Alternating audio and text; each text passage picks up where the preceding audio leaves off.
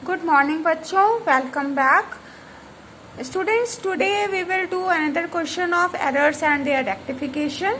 The question is rectify the following errors. The first transaction over here is credit sales to Arun rupees 7,000 were recorded as rupees 7,200. तो बच्चों आज के questions में हमें क्या करना होगा, हमें ये देखना है कि जो हमारा ट्रांजैक्शन होगा, ठीक है, उसको जितने अमाउंट से रिकॉर्ड करना था उससे ज्यादा पे वो रिकॉर्ड कर लिया गया है बुक्स ऑफ अकाउंट्स में। मतलब यहाँ जो केस होगा वो होगा ओवर वैल्यूड का, ठीक है, ओवर वैल्यूड का यहाँ पर केस होगा। जब भी हमें ओवर वैल्यूड का क्वेश्चन दिया होगा, हमको क्या करना है, जितना अमाउंट या जिस चीज को हमको डेबिट करना था और जिस चीज को हमको क्रेडिट करना था, हमको सिंपली इस क्वेश्चन में अपनी एंट्री को अपोजिट करके लिखना होगा। मतलब कि जो चीज हमारी डेबिट होती थी अब वो चीज हमारी क्रेडिट हो जाएगी और जो चीज हमारी क्रेडिट होती थी वो चीज हमारी डेबिट हो जाएगी। ऐसा क्यों होगा, अभी हम फर्स्ट एंट्री करते हैं और फिर आपको रीजन बताते हैं कि हम ऐसा क्यों कर रहे हैं। तो यहाँ पर हमको बोला गया है कि credit sales to Arun rupees 7,000 were recorded at 7,200। Arun को जो सामान उधार पे बेचा गया था वो जो है सेल जो करी थी वो 7,000 ही करी थी, लेकिन बाय डिफॉल्ट उसको हमारे अकाउंट्स की बुक में लिख दिया उस अकाउंटेंट ने 7,200 का। तो यहाँ पर अमाउंट कितना एक्सेस हो रहा है, 200 का एक्सेस अमाउंट हो रहा है। ठीक है, आ रही है बात समझ में, 200 की एक्सेस सेल्स हो रही है। तो आपको क्या करना होगा, आपको अरुण को ये पैसे जो आपने एक्स्ट्रा उससे चार्ज किए हैं ये पैसे आपको उसको रिफंड करने होंगे, उसको रिटर्न करने होंगे और अपनी सेल्स बुक में से आपको ये 200 रुपीज कम करने होंगे जो कि आपने दिखाए थे 7,200 के। क्रेडिट में हम वही अमाउंट तो दिखाते हैं ना, जितने की हमको रिसीविंग होती है इतना हमें प्रॉफिट होता है। ठीक है, तो हमने क्या करना है, इस 7,200 को अपनी सेल्स बुक में से कम करना है और अपने कस्टमर जो कि है अरुण उसको हमको ये 200 रुपीज रिटर्न करने हैं। एंट्री हो जाएगी यहाँ पर, हम अपोजिट करेंगे तो सेल्स रिटर्न को हम क्या करेंगे, सेल्स को हम क्या करेंगे, सेल्स को हम जो हमारी क्रेडिट होती थी अब हम उसको कर देंगे डेबिट। ठीक है, और अरुण जो कि हमारा होता डेबिट अब हम उसको कर देंगे क्रेडिट। अमाउंट क्या होगा, अमाउंट ना तो आपका 7,200 से जाएगा ना तो आपका 7,000 से जाएगा। आपका जो अमाउंट जाएगा वो जो आपने डिडक्ट करके जो वैल्यू निकाली है जो कि हमारी 200 उससे जाएगा। ठीक है, तो यहाँ पर हमने अपनी सेल्स के अकाउंट को 200 रुपीज से कम किया और अरुण को वो पैसे हमने वापस करे और उसका अकाउंट का जो क्रेडिट बैलेंस था वो 200 रुपए से बढ़ गया। ठीक है, बात समझ में आ रही है। सेल्स अकाउंट में से हमने 200 रुपए अपने पास से कम किए क्योंकि हमने उसको दिखाया था 7,200 का, तो 200 रुपए हमारी सेल्स के ज्यादा थे, हमें उसको वापस से कम करना होगा। और अरुण से हमने चार्ज किए थे 7,200 रुपीज, जबकि हमको उससे चार्ज करने थे सिर्फ 7,000, तो हम उसको अमाउंट को उसको रिफंड करेंगे, रिटर्न करेंगे। तो ये ओवर वैल्यूड का केस होता है बच्चों। यहाँ पर आपको इस क्वेश्चन को बहुत ध्यान से पढ़ना है और ये देखना है कि पहले कहीं वो बुक में जो हमें रिकॉर्ड करना था उसको अगर कम पे रिकॉर्ड करना था तब तो आप एंट्री को एज इट इज पास करेंगे, लेकिन माइनस करके पास करेंगे। लेकिन अगर वो क्वेश्चन आपका ओवर वैल्यूड का होगा, मतलब आपको जितना रिकॉर्ड करना था उससे ज्यादा पे आपने रिकॉर्ड कर लिया है, तो आप एंट्री को पलट करके लिखेंगे। मतलब जो चीज आपकी डेबिट होनी थी आप उसको क्रेडिट करेंगे और जो चीज आपकी क्रेडिट होनी थी आप उसको सिंपली डेबिट कर देंगे। नेक्स्ट एंट्री हम देखते हैं एक और। यहाँ पर हमसे कह रहा है कि क्रेडिट परचेज फ्रॉम ब्रिज, ठीक है, rupees 9,000 were recorded as rupees 9,900। तो जो सामान हमने उधार पे खरीदा था ब्रिज से, वो सामान कितने का खरीदा था, 9,000 का। ठीक है, और उसको हमने अपनी बुक्स में रिकॉर्ड कर लिया है 9,900 का। ठीक है, तो यहाँ पर जो अमाउंट हमारा एक्सेस हो रहा है वो हो रहा है 900 का। ठीक है, हमें क्या करना था, हमें क्रेडिट परचेज, हमने उधार पे सामान खरीदा था ब्रिज से 9,000 रुपीज का और हमने अपनी बुक्स में उसको रिकॉर्ड कर लिया 9,900 का। ठीक है, तो अब आपने, इसका मतलब ये हुआ कि आपने ब्रिज को जो पैसे देने थे वो 9,900 के दिए। है ना। आपने जो ब्रिज को पैसे देने थे वो 9,900 के दिए, मतलब ये कहने का आपसे कोई सामान लेने आया और अगर आपको उसको 9,000 रुपए देने थे, आपने उसको 9,900 रुपए दे दिए, 9,900 रुपीज दे दिए, और बाद में आपको याद आता है कि हमने उसको ज्यादा पैसे दे दिए, तो आप उससे वो पैसे वापस लेंगे। तो यहाँ इस केस में भी हम उस कस्टमर से, अपने जो सेलर है उससे पैसे वापस लेंगे, इसलिए हमारा ब्रिज का अकाउंट हो जाएगा डेबिट। ठीक है, ब्रिज वापस करेगा उस पैसे को। ठीक है, ब्रिज वापस कर रहा है तो ये हो गया डेबिट। और आप अपनी परचेजेस बुक को बढ़ाएंगे तो आप परचेज अपनी बुक को कर देंगे, परचेज अकाउंट को क्रेडिट। कितने अमाउंट से? 900 से। अब देखिए, अगर हम इसको समझें तो परचेजेस हमेशा क्या होता है? डेबिट होता है। तो परचेजेस अब ओवर वैल्यूड के केस में क्रेडिट हो गया। आ रही है बात समझ में?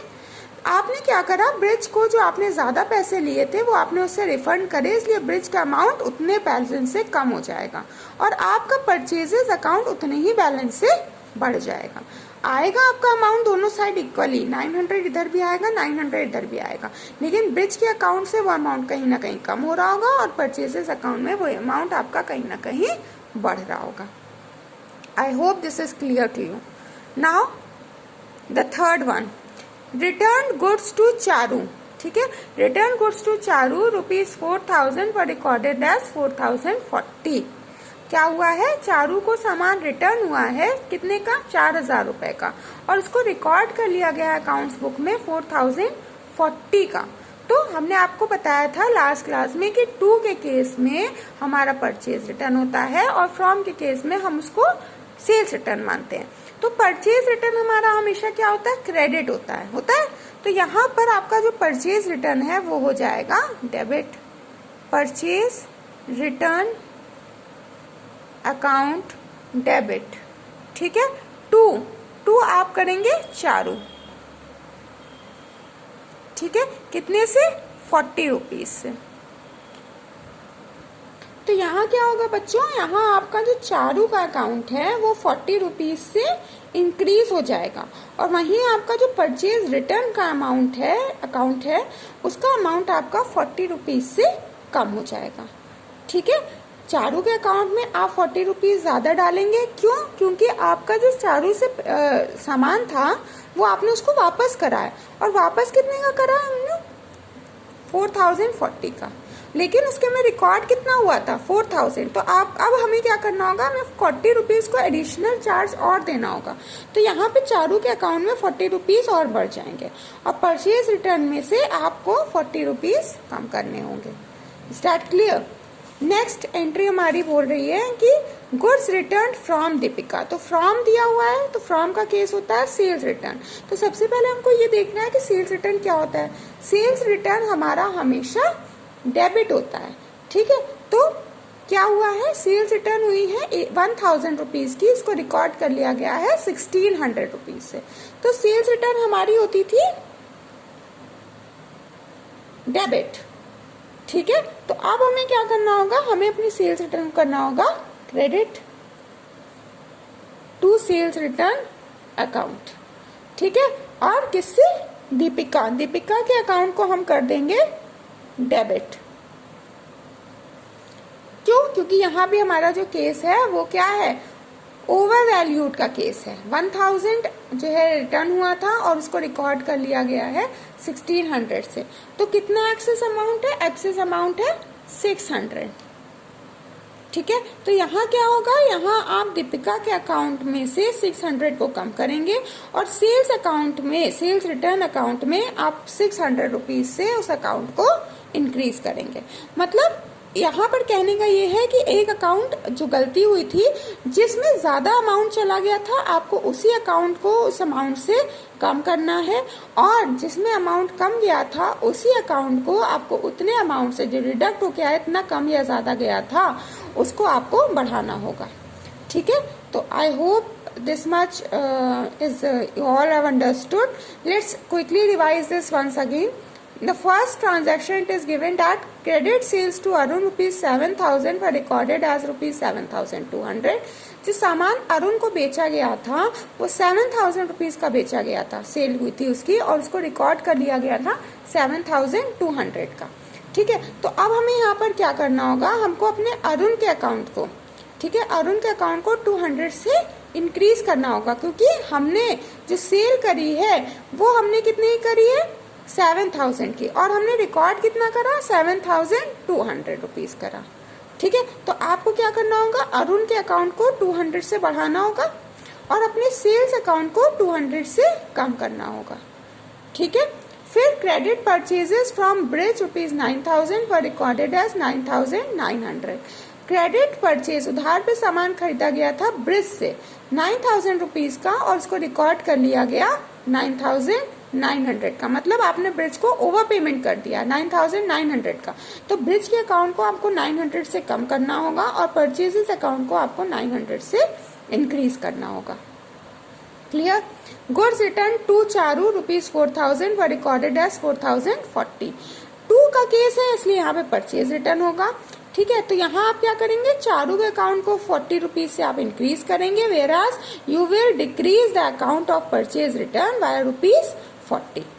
And in the last case, goods returned from Deepika ₹1000 were recorded as 1600.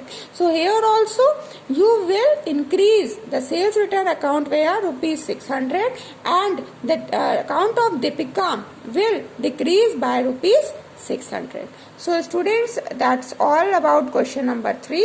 Please do it in your classwork copy, accounts classwork copy, and do the practice of this question again. Thank you children. Have a nice day.